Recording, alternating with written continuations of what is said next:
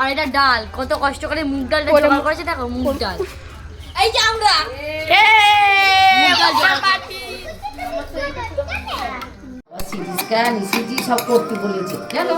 দেখো আমাদের এখন এখানে ফুলকপি আর গাজর ভাজা আর মটরশুঁটি ভাজা হচ্ছে, আর এদিকে আমাদের ভেজে রাখা ডাল ভাজা হয়ে গেছে, আলু,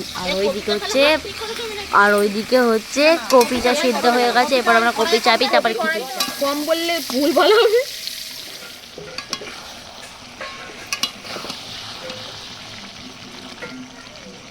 এরা মিজিট করে নিই।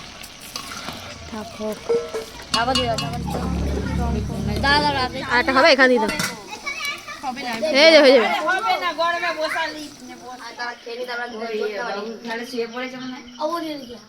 ও কাকিমা বসেন না, আমরা রাত দুপুরে খেলে শরীর খারাপ হয়।